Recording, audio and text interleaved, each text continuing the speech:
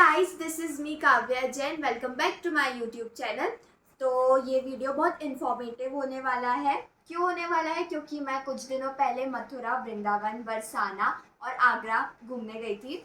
और वहाँ पे मतलब हमने बहुत सारी चीज़ें एक्सपीरियंस की, बहुत सारी चीज़ें पहली बार हमने देखी, जाना कि भाई घूमते जब आप कहीं घूमने जाते हैं तो आपके साथ क्या क्या होता है। तो वो एक्सपीरियंस, मैं अपना खुद का एक्सपीरियंस आपके साथ शेयर करना चाहती हूँ, ताकि आप जब आगे वहाँ घूमने जाए तो आप ये चीज़ें दिमाग में रख कर जाए। और हाँ, ये मेरे अपने पॉइंट ऑफ व्यूज़ है, मानना नहीं मानना आपकी मर्जी है। तो चलिए शुरू करते हैं। तो सबसे पहले हम लोग मथुरा के स्टेशन में उतर गए। मतलब बस हम रेलवे स्टेशन से बाहर ही निकले थे, हम सब फैमिली। तो एकदम से बहुत सारे ऑटो वाले आ गए, उन्होंने हमें घेर लिया और फिर वो हमें बताने लगे। मतलब हमारा क्या डिसाइड था कि मथुरा में है अभी, हम फिर जाएंगे वृंदावन, पास में ही है, और वृंदावन में हम स्टे करेंगे। हम ऐसा सोच कर आए थे, बट हम ये सोच के नहीं आए थे कि वृंदावन में कहाँ रुकना है। तो ऑटो वाले आए, उन्होंने हमें बहुत कंफ्यूज कर दिया कि नहीं, वृंदावन में मत रुकिए, क्योंकि रूम का जो टाइमिंग होता है 12 to 12 होता है, तो आपको बहुत सारे चार्जेस देने पड़ेंगे। और ऐसे उन्होंने बहुत बातें की कि आपको वृंदावन में ना रुक के मथुरा में रुकना चाहिए। और मेन बात है कि हम उनकी बातों में आ भी गए। और फिर उन्होंने बोला कि आप चलिए हमारे साथ, होटल दिखा देते हैं। तो ऐसा नहीं होता है, ऑटो वाले तो जेन्युइन होते भी हैं, उन्होंने ले गए हमें, बहुत सारे होटल दिखाए। पर क्या हुआ, जब वो हमें होटल दिखा रहे थे, जब वो होटल वालों से बात कर रहे थे, तो मेरी दीदी ने जब बात सुनी ना कि होटल वाले और वो ऑटो वाले की जो बात हो रही थी, मतलब वो अलग ही समझ आ रहा था कि उनका कमीशन है। मतलब आधे पैसे वो ऑटो वाले रखेगा और आधे वो होटल वाले को देगा, क्योंकि वो लेके आया है कस्टमर्स को।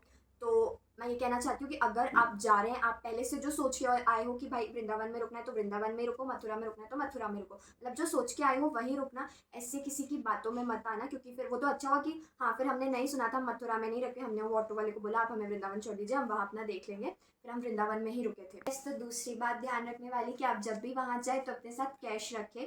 ऑनलाइन रख सकते हैं, बट आप पूरा ऑनलाइन पे डिपेंडेंट ना रहे, कैश रखें अपने साथ, क्योंकि वहाँ पे ना कई जगह ऑनलाइन लोग नहीं लेते हैं, कैश के फॉर्म में ही लेते हैं। तो आप ये याद रखिए कि आप अपने साथ कैश ज़्यादा लेके जाए। ऑनलाइन तो रख ही ले, बट कैश ज़्यादा लेके जाए। तो गाइज, अब तीसरी बात, आप वृंदावन क्यों जा रहे हैं? मंदिर मंदिर के दर्शन करने। तो ये ज़रूरी होना चाहिए कि आपको वहाँ की टाइमिंग पता हो। तो जो मोस्टली मेन मंदिर होते हैं वो 12 से 4 बंद रहते हैं। मतलब आप कोशिश करें 12 से पहले घूमने जाए मंदिर। हाँ, जो निधि वन रहता है वो दोपहर को खुला रहता है। तो अगर आप दोपहर को आपके पास नहीं है कुछ करने के लिए, तो आप निधि वन जा सकते हैं।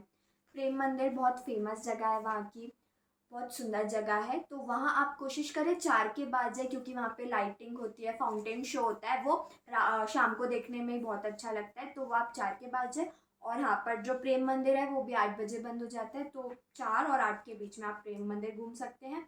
इस्कॉन भी बहुत फेमस है, वहाँ की भक्ति जो होता है ना, शाम को ही वहाँ ये सब अच्छा लगता है देखना। तो इस्कॉन और प्रेम मंदिर शाम के लिए रखिए, क्योंकि तब वहाँ पे बहुत अच्छा लगता है। तो गाइज, ये वीडियो आप पता नहीं कब देख रहे हैं, तो इसलिए आप जब भी जाएंगे एक बार आप टाइमिंग फिर भी देख के जाइएगा कि कब कैसी टाइमिंग है वहाँ की। तो चलिए गाइस, चौथी बात याद रखने वाली, वहाँ पे बहुत प्यारे प्यारे नटखट बंदर रहते हैं, बहुत सारे रहते हैं। मतलब आप चलेंगे तो ऐसे बीच से निकलेंगे, वो आपके साथ साथ चलते रहेंगे।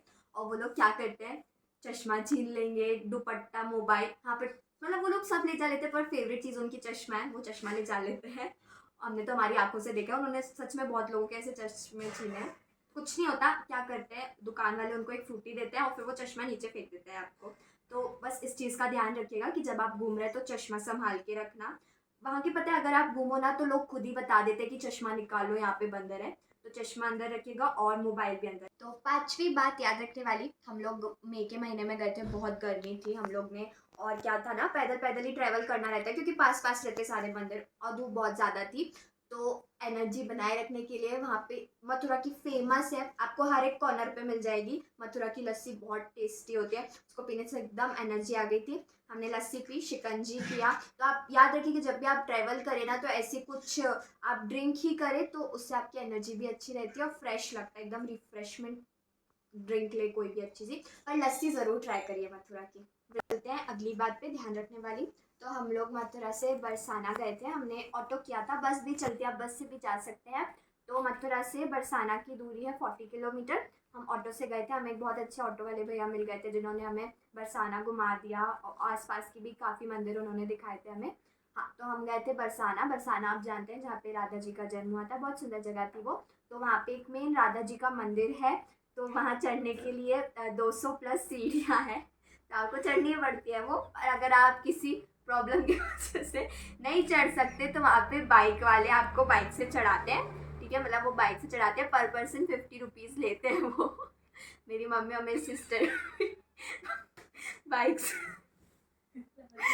से गए थे, तो आप चाहे तो पैदल भी जा सकते हैं, मम्मी पैर में दर्द, बाइक से भी जा सकते हैं, ठीक है, तो आप वहाँ जा सकते हैं, बहुत अच्छा था। और हाँ, वहाँ पे बहुत अच्छे मार्केट भी थी, कुछ शॉपिंग करने आपको था वो भी खरीद सकते हैं वहाँ से।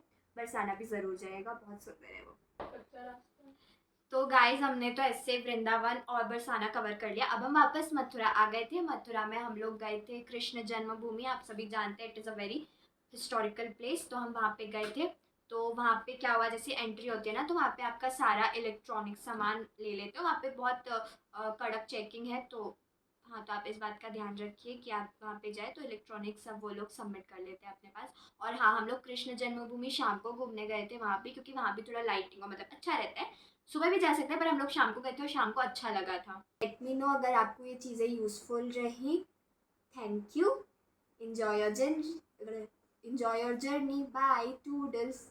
Subscribe to my channel.